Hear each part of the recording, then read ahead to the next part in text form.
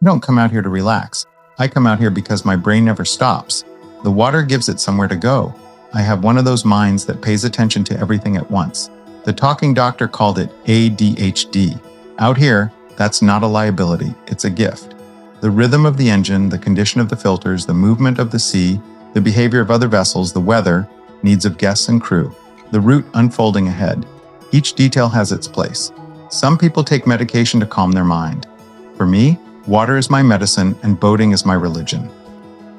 In Scotland, at this latitude, you learn quickly that weather windows are not suggestions.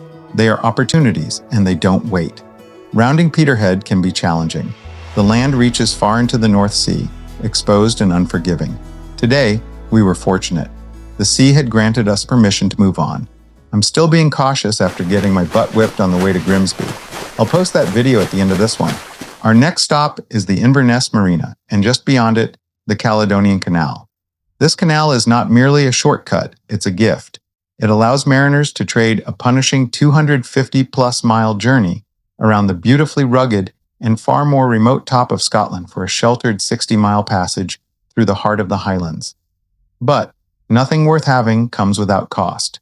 The price here is patience, 29 locks and 2 to 3 days of waiting, careful timing, and teamwork. I wish I had local knowledge. I'm so curious to know how often commercial captains choose this route versus going around the top.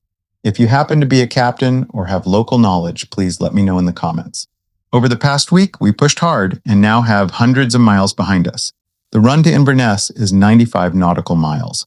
Another long slog ahead. This is not postcard boating. There are no sun-drenched lunches or idle afternoons drifting from harbor to harbor. This is long-haul trucking on the water. I could have come here by train or plane like most people do, but I bought a boat overseas in a somewhat whimsical fashion with the intention of bringing the boat back to the Pacific Northwest. I still might one day. I'll keep doing this as long as it's fun, or until I miss my friends and family too much to leave them. So, for the time being, we will press on. As we pressed on, we were joined by seabirds I didn't recognize, gliding effortlessly, drafting behind us, fishing with quiet precision. If you know what they are, I'd love to hear from you in the comments. I sure do love novel experiences, and because I don't spend a lot of time researching prior to these adventures, I experience so many surprises. Most of my focus is on board Sea Otter, the machinery, weather, sea state, routing, and marinas. Everything else is peripheral. Once past the headland, the swell became gentle, the skies shifted. As we approached Inverness, we met the river's resistance head-on. For 12 miles, we fought nearly 4 knots of current. At 6 knots over ground, it became a 2-hour test of patience and power.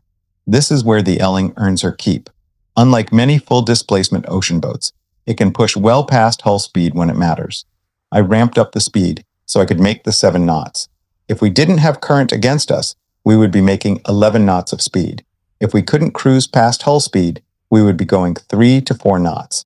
And then, suddenly, there it was, the Kessock Bridge, the final marker, the marina just beyond.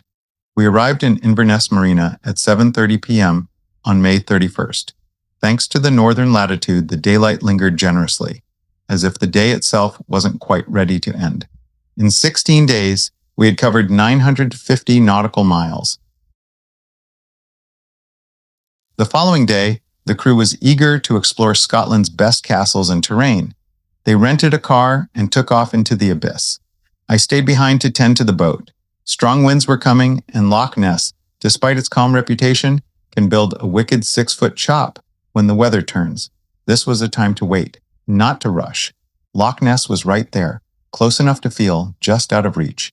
In the days to come, we would need to be patient because intense winds prevented us from continuing the journey. At least Inverness was a wonderful destination. I may as well enjoy it.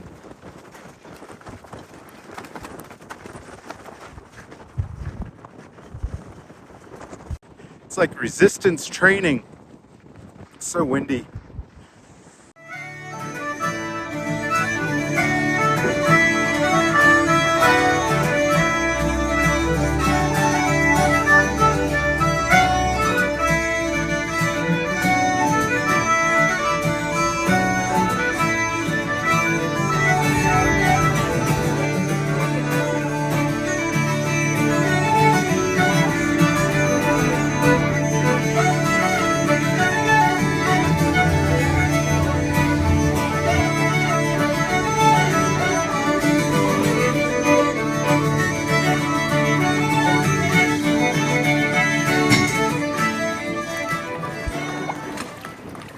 have a nice boat. You do too. Next week, we enter Loch Ness. Right on, see you. I can never go with you no matter how I wanted to.